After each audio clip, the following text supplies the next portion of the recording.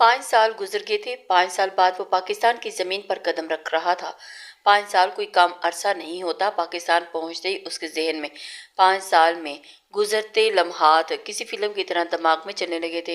यहाँ से सीधा उसे मीर हाउस जाना था, जहाँ उसकी माँ और दादू उसका इंतजार कर रहे थे। सालों पहले वो उन्हें ऐसे छोड़ गया था। अब सालों बाद जब वो लौटा था तो उसे यकीन था कि वो उसका बेसब्री से इंतजार कर रहे होंगे, इसलिए वो सीधा मीर हाउस पहुंचा था। आओ बेटा, माशाअल्लाह, कितने हुबरू हो गए हो। सिमी बेगम ने उसकी नजर उतारते हुए उसे सीने से लगाया था और वो बैग उठा था।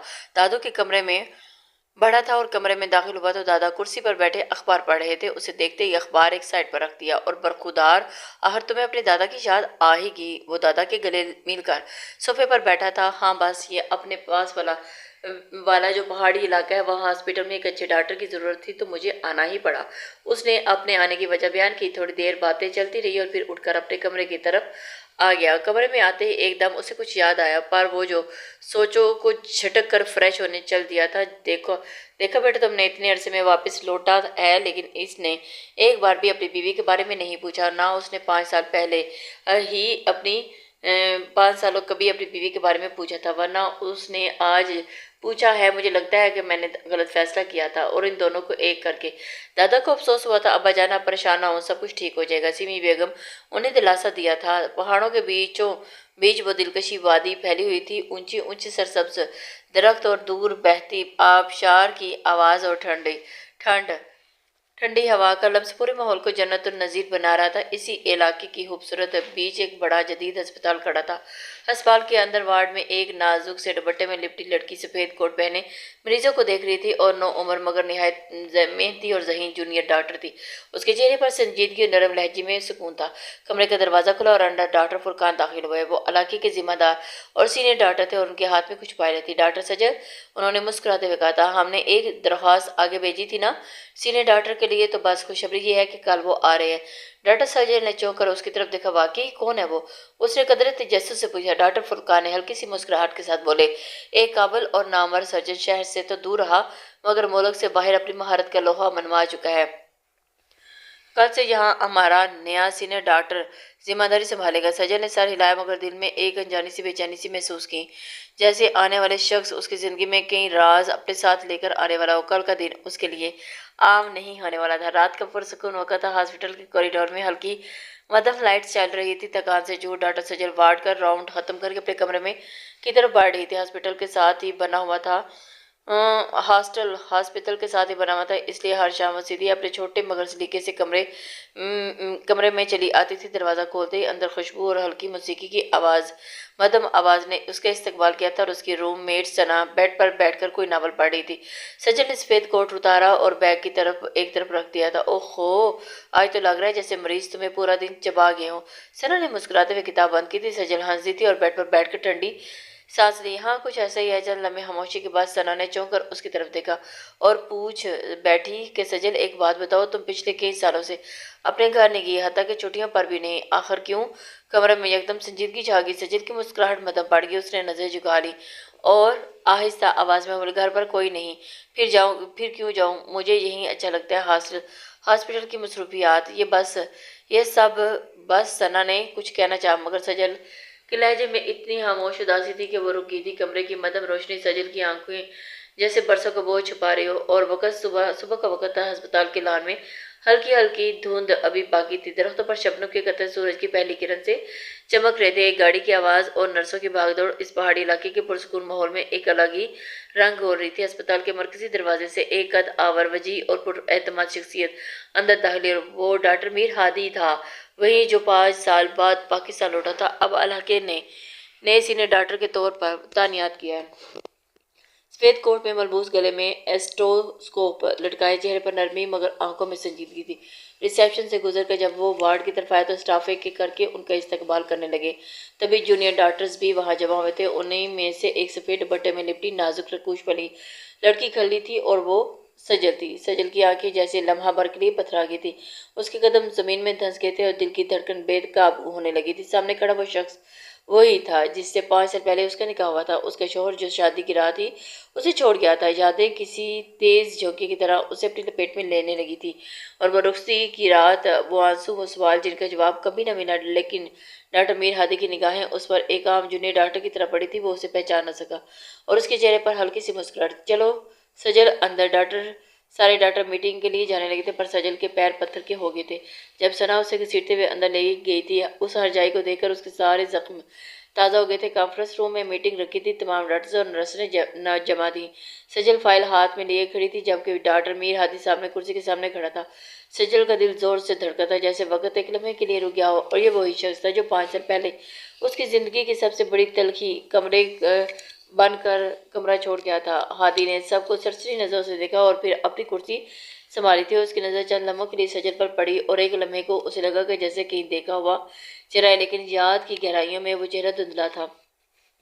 اب سب کو میری ٹیم کا حصہ بن کر کام کرنا ہے۔ میں سخت ہوں، لیکن میرے ساتھ محنت کرنے والے کبھی ناکام نہیں ہوتے۔ ہادی کی پورا اعتماد آواز گونجی تھی۔ سجل نے خاموشی سے فائل کھولی اور نوٹس لینا شروع کیے۔ اس نے فیصلہ کیا کہ وہ نہ ماضی کے زخم کھولے گی اور نہ کسی کو اپنی کہانی بتائے گی۔ اسے معلوم تھا کہ سامنے بیٹھا شخص اسی کا شوہر ہے، وہ شوہر جس نے نکاح کے چند گھنٹوں بعد ہی اس نے اپنی زندگی سے کاٹ دیا تھا، پر وہ اس کے بارے میں کوئی سوال نہیں کرنے والی تھی۔ ڈاکٹر سجل، اچانک اس نے نرم لہجے میں سجل کو پکارا تھا، میں نے آپ کی فائلز اور پچھلے کیسز دیکھے ہیں، آپ کی پروگرس نے مجھے واقعی بہت متاثر کیا ہے۔ یقیناً آپ آگے جا کر ایک بہت اچھی ڈاکٹر بنیں گی۔ سجل کے لب ہلنا شروع چاہتے تھے، دل چیخ رہا تھا کہ کہے کہ میں صرف سجل نہیں، میں تمہاری بیوی ہوں، مگر وہ ضبط کر گئی تھی۔ چہرے پر مسکراہٹ سجا کر اس نے سر جھکا لیا اندر ہی اندر، مگر اس کی روح تڑپ رہی تھی۔ یقیناً آپ لوگ اس بات کا انتظار کر رہے ہوں گے کہ میں آپ سب جونیئر ڈاکٹر میں سے کسی کو اپنے انڈر ورک لینا چاہتا ہوں، تو بس میں ابھی آپ لوگوں کو تھوڑی دیر میں یہ بتانے والا ہوں۔ ڈاکٹر میر ہادی نے اعلان کرتے ہوئے کہا کہ اور پھر ڈاکٹر فرقان سے کچھ ڈسکس کرنے لگا تھا۔ جی تو آپ سب میں سے میں نے جس کو سلیکٹ کیا ان کا نام ہے جونیئر ڈاکٹر سجل۔ جیسے ہی میر ہادی نے اناؤنس کیا تو سجل چونک کر دیکھا۔ پہلے تو وہ ضرور چاہتی تھی کہ اسے یہ شرف حاصل ہو کہ وہ ایک سینئر ڈاکٹر کے انڈر کام کرے، اور وہ ڈاکٹر جو باہر سے پڑھ کر اور باہر کام کر کے آیا تھا، مگر میر ہادی کے ساتھ کام کرنا یہ اس کو بالکل بھی گوارا نہیں تھا۔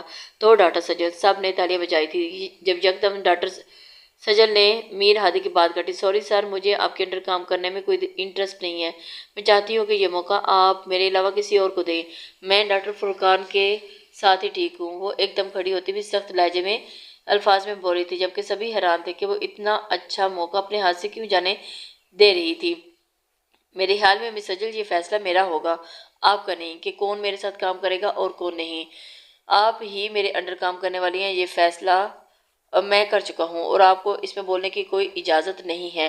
میر ہادی نے دونوں ہاتھ سینے پر باندھے ہوئے سجل کی طرف دیکھتے ہوئے کہا، اور سجل نے کڑوا گھونٹ پی لیا تھا، ورنہ اس کا دل تو چاہ رہا تھا کہ بال ہی نوچ ڈالے اس سے۔ بیوی کی صورت میں تو تسلیم نہیں تھی، اور اب مجھے اپنے ساتھ کام کرنے کے لیے بزید ہے۔ اکڑو کہیں گا۔ خیر کوئی بات نہیں میر ہادی، تمہاری تو عادت ہی ہے لوگوں پر اپنے فیصلے تھوپنے کی۔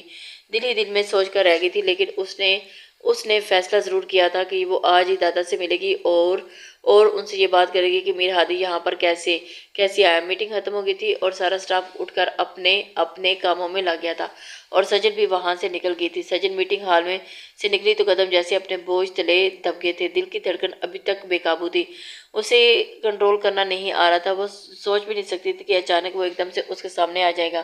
وہ سیدھا ہاسٹل کے اپنے کمرے کی طرف آئی تھی، اور کمرے کا دروازہ بند کرتے ہی سب کے سارے بندھن ٹوٹ گئے تھے۔ وہ بیڈ پر گر گئی تھی اور پھوٹ پھوٹ کر رونے لگی۔ آنسوؤں کے ساتھ ماضی کے وہ زخم بھی بہنے لگے جو 5 برسوں سے اندر ہی اندر سلگ رہے تھے۔ کیوں آئے ہو واپس؟ میں کیوں میری زندگی کو پھر سے جہنم بنانے آ گیا؟ وہ ہچکیوں کے بیچ خود سے سوال کر رہی تھی، اور اس کے ذہن میں وہ رخصتی کی رات گردش کرنے لگی جب اسے دلہن بنا کر ہادی کے کمرے میں بھیجا گیا، اور پھر چند لمحوں کے بعد ہی وہ کمرہ چھوڑ کر چلا گیا تھا۔ نہ کوئی وضاحت، نہ کوئی بات، صرف ویرانی چھوڑ کے گیا تھا ماضی۔ آج اس 3 مرلے بلڈنگ یعنی میر ہاؤس میں طوفان آیا تھا۔ گھر کے بڑے ڈرائنگ روم میں سناٹا پھیلا ہوا تھا، اور دادا کی جھریوں بھری آنکھیں غصے اور ضد سے سرخ تھیں۔ اگر تم نے اس سے نکاح نہ کیا تو میں زہر کھا لوں گا، سمجھے تم؟ दादा की आवाज दीवारों से टकरा कर गूंजी थी। डॉक्टर मीर हादी ने बेबसी से आंखें मूंद ली थी। वो जानता था कि ये रिश्ता उसकी मर्जी का नहीं था और इसलिए अभी तक उस लड़की को भी देखा नहीं था। बस सुना था कि गांव की अनपढ़ कम उम्र लड़की है और मेरे म्यार की तो बिल्कुल भी नहीं होगी। उसने दिल ही दिल में सोचा, और आप जानते हैं ना कि वो मेरे म्यार की बिल्कुल नहीं है। वो एक अनपढ़ लड़की गाँव की रहने वाली है। मैं उसे अपनी जिंदगी में शामिल नहीं कर सकता। वो भी आंखों में आंखें डाले धड़ा था। ठीक है, सही, तुम मत करो इससे निकाह, मैं जहर खा लेता हूँ ताकि मेरी मरी हुई बेटी का वादा पूरा न करने का दुख तो मुझे ना खाए। तुम जानते हो कि तुम्हारी फूफा मरने से पहले ही यही ख्वाहिश आखिरी छोड़कर गई थी कि उनकी बेटी को एक मजबूत सहारा मिल जाए। अब दादा मीर हादी को इमोशनल ब्लैकमेल कर रहे थे और वह सड़क पकड़कर कुर्सी पर बैठ गया था। इस बड़े से घर में मीर हादी के दादा और मीर हादी की माँ सिमी बेगम रहती थी। क्या कर रहे हो मीर हादी? अब्बाजान जहर खाने लगे हैं। सिमी बेगम अचानक बीच में आई। ठीक है, मैं निकाह करने के लिए तैयार हूँ।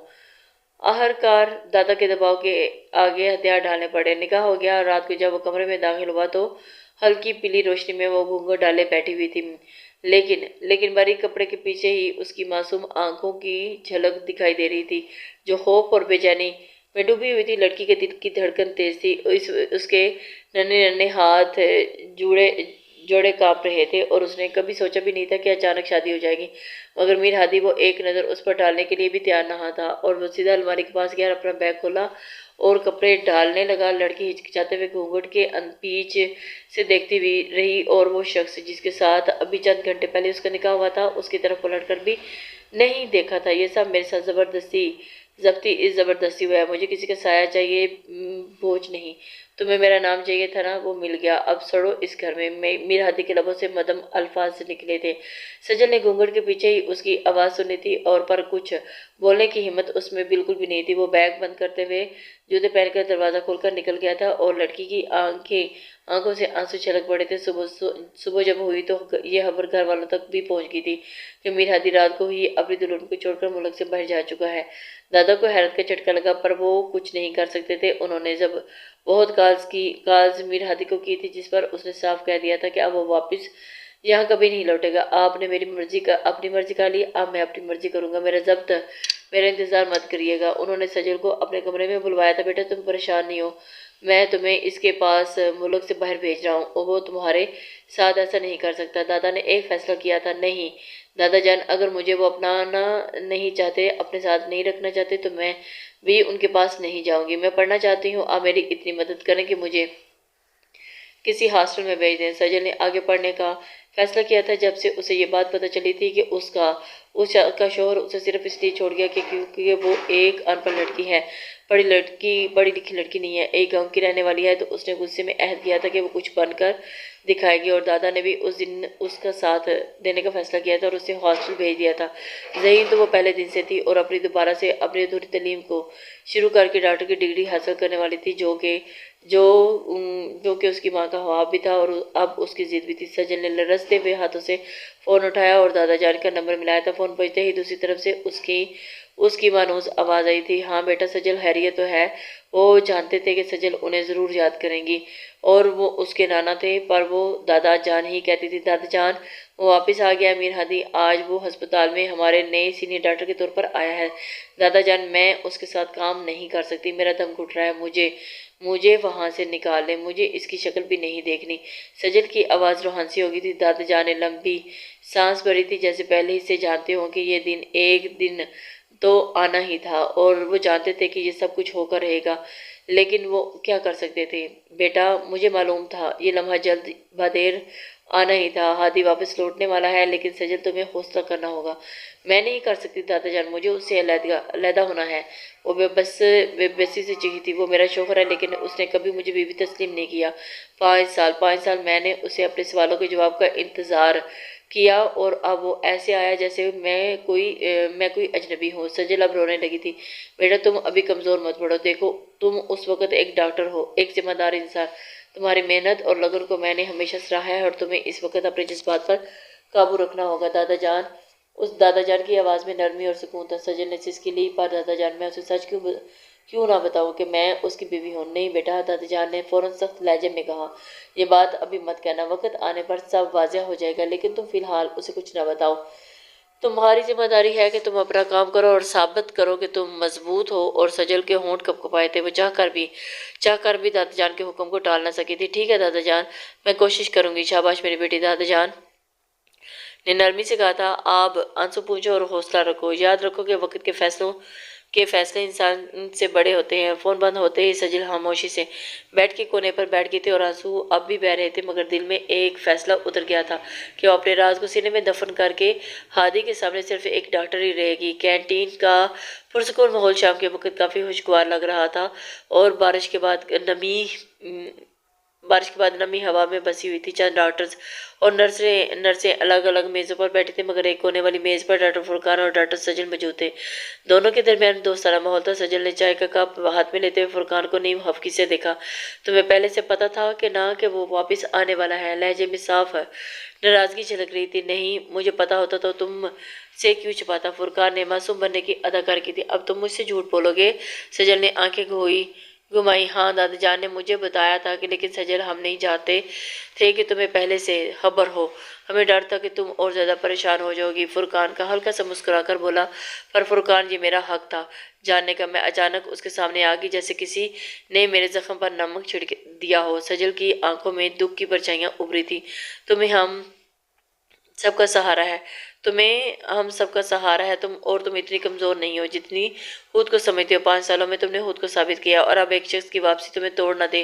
فرقان نے نرمی سے کہا۔ تمہیں تو سب آسان لگتا ہے فرقان، پر میرے لیے یہ سب زندہ جلنے کے برابر ہے۔ سجل نے تلخ مسکراہٹ چہرے پر سجائی۔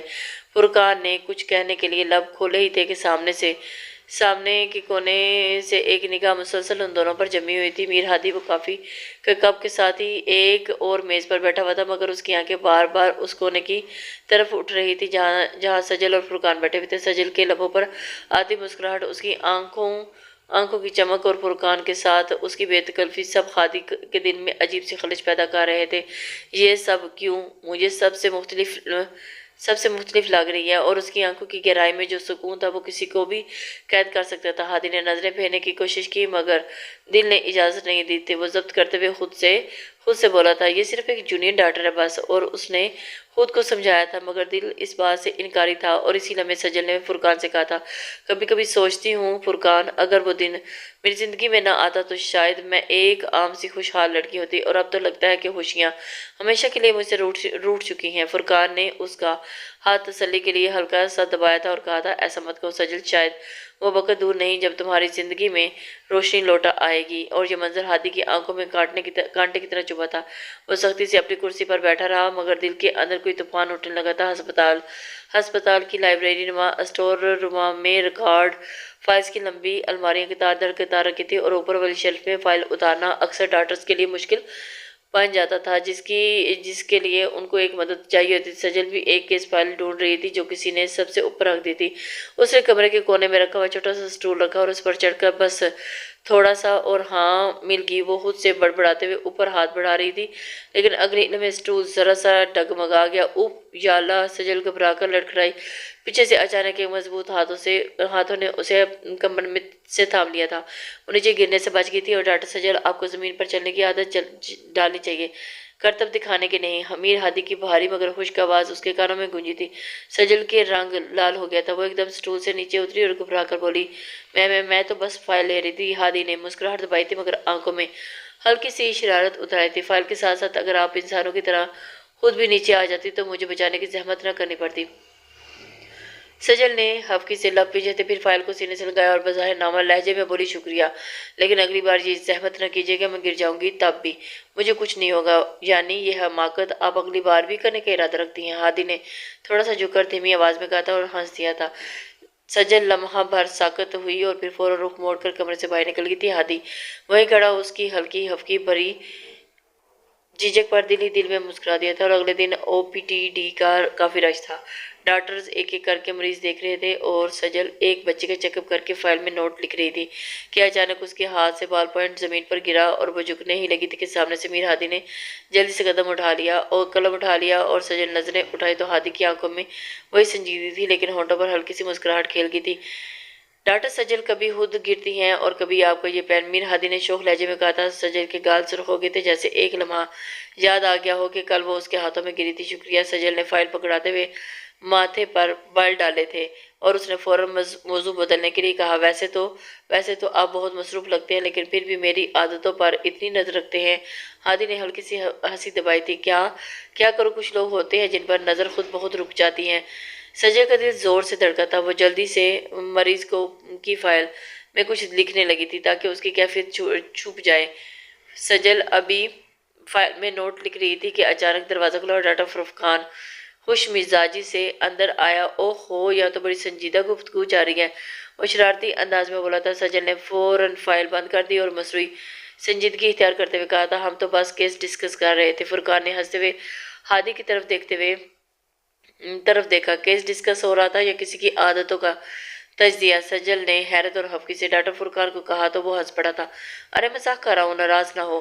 پھر اس نے ہادی کی طرف دیکھا اور طنزیہ مسکراہٹ کے ساتھ بولا تھا، ویسے ہادی تم بھی کمال ہو، 2 دن ہوئے ہیں آئے ہوئے اور ابھی سے جونیئر کی عادت نوٹ کرنا شروع کر دی۔ ایک اچھا سینئر ہر چیز نوٹ کرتا ہے فرقان۔ ہادی نے ہلکی سی سنجیدگی جواب دیا تھا، سینئر یا کچھ اور؟ فرقان نے کہہ کر لگایا۔ سجل دونوں کی نوک جھوک دیکھ کر چنپ سی گئی تھی اور جلدی سے فائل اٹھا کر بولی تھی، مجھے اور بھی مریض دیکھنے ہیں، آپ دونوں اپنا ڈسکشن انجوائے کریں۔ وہ تیز قدموں سے کمرے سے نکل گئی تھی اور دروازہ بند ہونے کے بعد فرقان نے آنکھ دبا کر ہادی سے کہا، بھائی دل پہ قابو رکھنا، ورنہ یہ دل والی بیماری کا علاج کسی کتاب میں نہیں ملتی۔ ہادی نے اسے گھورا مگر جواب دینے کے بجائے خاموشی سے کھڑکی کی طرف دیکھنے لگا تھا، جہاں سے وہ سجل کو مریضوں کے درمیان مصروف دیکھ سکتا تھا۔ شام کے وقت گھر کے بڑے کمرے میں نیم اندھیرا پھیلا ہوا تھا اور باہر سے ہلکی ہلکی ہوا کے ساتھ ہی درختوں کی سرسراہٹ سنائی دے رہی تھی اور دادا جان آرام دہ کرسی پر بیٹھے تھے، جبکہ سامنے صوفے پر سیمی بیگم ڈاکٹر ہادی کی ماں تھی موجود تھی۔ سیمی بیگم نے چائے کا کپ میز پر رکھتے ہوئے آہستہ آواز میں کہا، ابا جان، آپ نے جو ترکیب سوچی ہے کیا واقعی یہ کامیاب ہو جائے گی؟ بیٹی، زندگی کے کچھ فیصلے ہم خود نہیں کرتے، وقت ہم سے کروا لیتا ہے۔ ہادی اور سجل کی کہانی بھی ویسی ہے، اب انہیں خود احساس ہوگا۔ دادا جان کی آنکھوں میں گہری سنجیدگی اور اعتماد تھا۔ وہ ہلکی سی مسکراہٹ کے ساتھ بولے تھے، لیکن ہادی تو سجل کو پہچان بھی نہیں پایا۔ اس نے اسے ایک عام جونیئر ڈاکٹر کی طرح سمجھا، اگر اسے سچائی پتہ چلی تو کہیں الٹ نہ ہو جائے۔ سیمی بیگم نے فکرمند لہجے میں کہا تھا۔ دادا جان نے ہلکی سی چھڑی زمین پر ٹکائی اور کہا، یہی تو ہماری حکمت ہے کہ ہم انہیں قریب آنے دیں گے، وقت کے ساتھ ساتھ احساس خود جاگے گا۔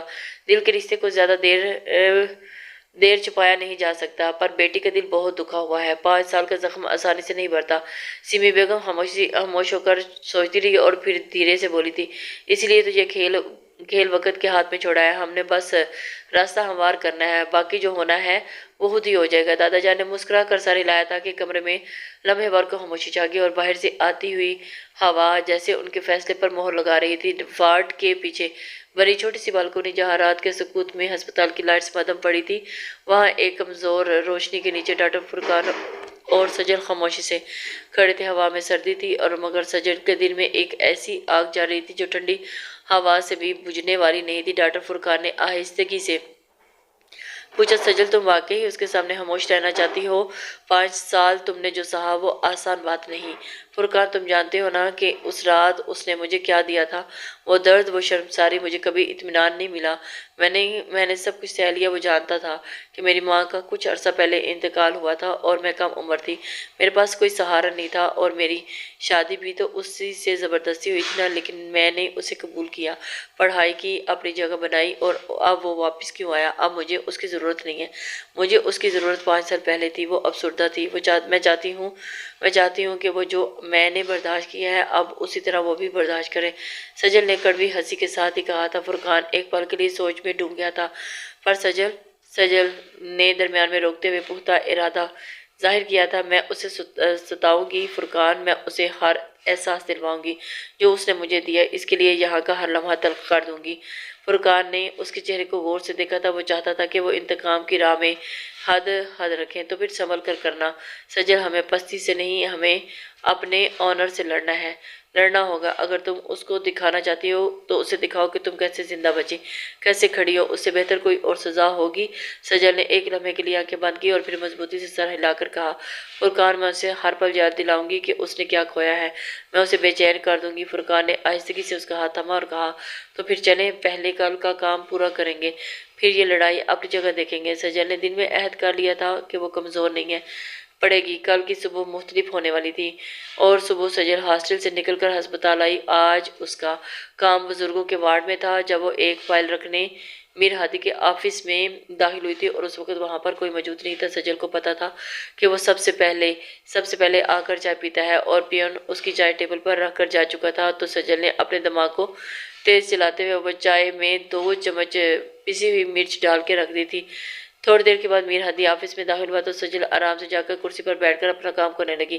میر ہادی نے اپنا وائٹ کوٹ اتارا، چیئر پر لٹکا دیا اور اپنی آسمانی شرٹ کی آستینیں فولڈ کر کے چیئر پر بیٹھ گیا تھا اور ایک فائل پر نظر ثانی کرتے ہوئے جیسے اس نے چائے کا پیالہ گھونٹ لیا تو تیز مرچوں نے اس کی زبان اور حلق کو جلا کے رکھ دیا۔ ایک دم ساری چائے اس کے منہ سے نکلی اور وہ واش روم کی طرف بھاگا تھا۔ باہر سجل بیٹھی ہنس رہی تھی۔